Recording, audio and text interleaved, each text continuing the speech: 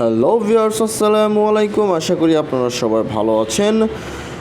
Viewer, আপনারা এখন যে ভিডিওটা দেখছেন আপনারা অবশ্যই বুঝতে পারছেন যে আমি কি ভিডিও নিয়ে হাজির হয়েছি। নতুন নতুন স্বপ্নবাজ ম্যানদেরকে নিয়ে হাজির হওয়া আমার কাজ। রিভিউয়ের রাজা স্বপ্নবাজ ম্যান আমি।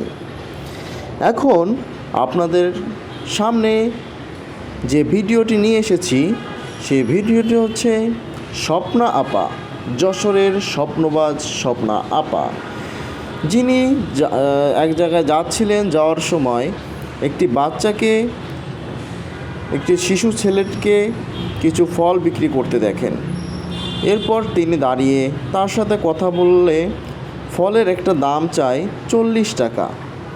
এখন আপা বলে, একটা ছোট ফলের দাম মাত্র এত ছোট একটা ফল, এত দাম 40 টাকা কেন? তখন বলল, একটা গ্লাস নিয়ে, প্লাস্টিকের যে অন টাইম গ্লাস আছে ওইটা নিয়ে ভিতরের ফলটা কেটে ভিতরের যে খাওয়ার উপযোগী যা ছিল ওটাকে কাপে নিয়ে উনি মেপে দেখলেন তাতে 20 গ্রাম ওয়েট হয়েছে। এখন 20 গ্রামের ভিতরে কাপেই ছিল 5 গ্রাম ওয়েট, তাহলে থাকলো 15 গ্রাম। 15 গ্রামের দাম 40 টাকা। তাহলে তো 1 কেজি ফলের দাম 4500 টাকা কেজি। এজন্য বললো যে এত দাম কেন? এখন বললো যে হ্যাঁ, এত দামই। ওরা আর কিছু জানে না। এখন ছেলেটিকে বলতেছে, ছেলেটি লজ্জা পাচ্ছে। লজ্জা পেয়ে উল্টো দিকে ফিরে আসে। এখন বললো যে তুমি কেজি কত বিক্রি করো? এখন ও বলল যে 800 টাকা কেজি। 800 টাকা কেজি ও বিক্রি করতেছে। এরপরে স্বপ্না আপা বললো যে তুমি মেপে নিয়ে আসো, এখানে কতটুকু আছে। ও মেপে নিয়ে আসলো 800 গ্রামের কম। 800 গ্রাম পুরোপুরি হয় নাই।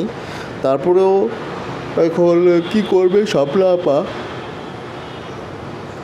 স্বপ্না আপা দেখতেছেন আপনারা, টাকা বের করতেছে। স্বপ্না আপা 800 টাকাই দিয়ে দিল ওকে, 1 কেজির টাকা ওকে দিয়ে দিল। এবার ওকে আবার কি জিজ্ঞাসা করছে জানেন? যে তোমার বাবা কি করে? বলে কাজ করে। হ্যাঁ, তোমার মা কি করে? এখন ও বলে যে ওর মা নাকি ওদের বাসায় কাজ করে। ঠিক আছে। এখন বিট লবণ দিতে বলছে কাপের মধ্যে, দেখেন কতখানি বিট লবণ ঢাইলা দিছে। হায় রে হায়, বেটা তুই করলি কি রে? আবার স্বপ্নের উপরে বিট লবণ ঢাইলা দিলি তুই? হ্যাঁ, এমন অবস্থা করছে দেখেন। এখন ও আবার বোতলে ঢুকাইতেছে। এরপরে লাস্টে দোকানদার ভাই ছিল, উনি চামচ দিয়ে তুলে নেওয়ার চেষ্টা করতেছে, তুলে ফেলে দিল আর কি। এখন স্বপ্না আপা আবার একটা বাচ্চা ছেলে ছিল, ওকে খাইতে দিল যে তুমি খাও। এরপর আবার বাকি যেগুলো আছে ওগুলো কাটতে বললো। এই দেখেন একটা কাঁচা। তার কেনাটাই লস হয়ে গেছে আপুর। হ্যাঁ, তারপরও কি করার। এখন ভাইকে বলতেছে যে এই যে এখন যে লস করলাম 800 টাকা দিয়ে কিনে, এই সবগুলো তো কাঁচা। এর দায়ভার কে নেবে? এখন বললো যে ওই নেবে।